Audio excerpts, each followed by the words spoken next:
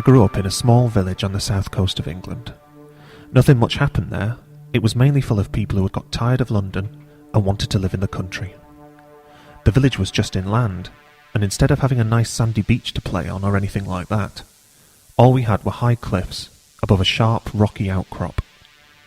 It was a very lonely place, and people hardly ever went up there. There was a story about the cliffs that my mum used to tell me and my little sister on Christmas Eve, just before we went to bed.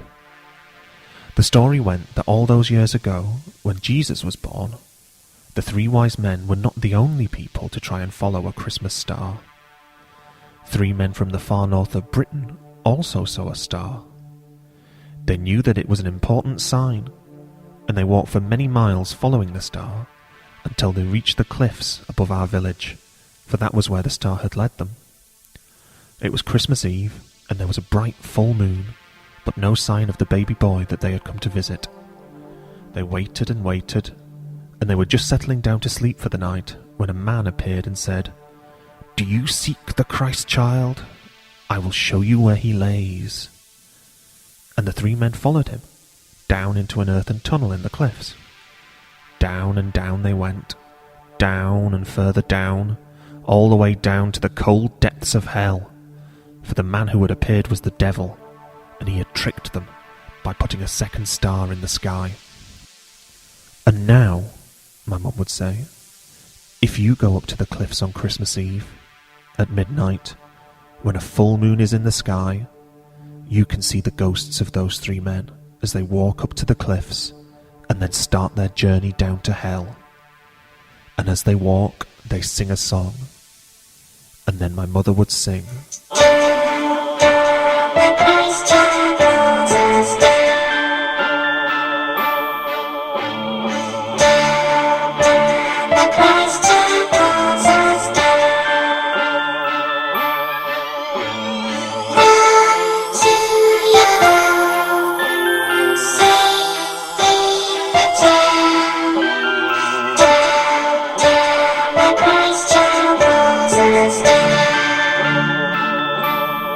As you can imagine, my sister and I used to go to bed terrified.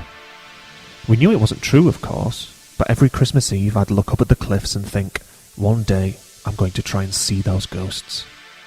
I even worked out when the next full moon on Christmas Eve would be, and I was disappointed to find it wasn't for another 20 years or so. But the thing about time is that it always passes, and so it was, 20 years or so later. I found myself driving up to those cliffs on Christmas Eve, with the moon so big and bright in the sky that all the fields and trees for miles around were lit up like a shop window. I pulled up in the car park below the beacon at about midnight, switched the engine off, and began to wait. I wasn't really expecting anything to happen. I just wanted to get that story out of my head.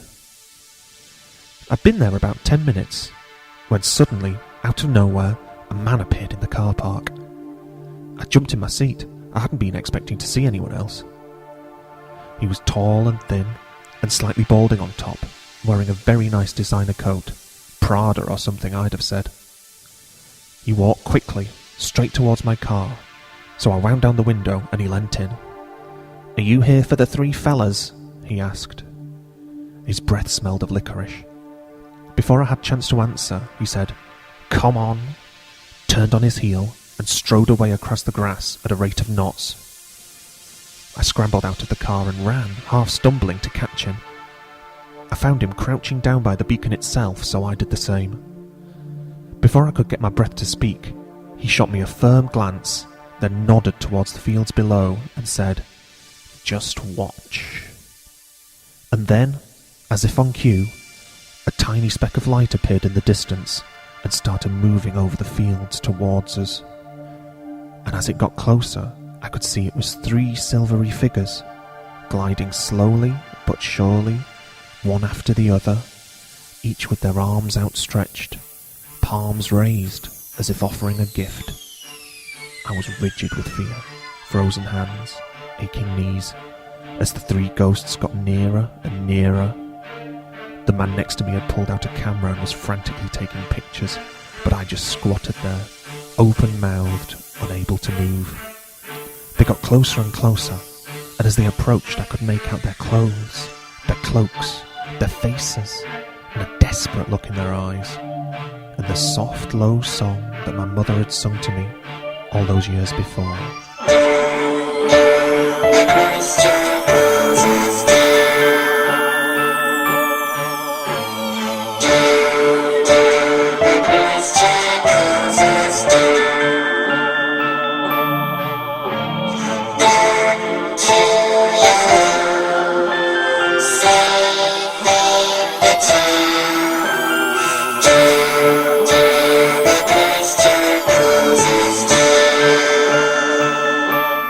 I was bracing myself for the moment they reached us, but just before they arrived at the beacon, they disappeared into the ground barely 5 yards in front of where we were crouching, and then everything was silent again. I felt a hand resting lightly on my shoulder. "How about that, then?" a reedy voice enquired. I turned and faced the man. "You've seen them before?" I asked. "I'm here every time, mate. Wouldn't miss it for the world."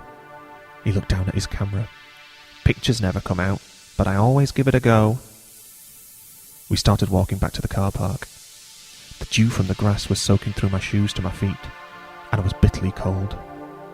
"Oh dear, looks like you're stuck here," said the man, pointing at my car. The driver's side front tyre was completely flat.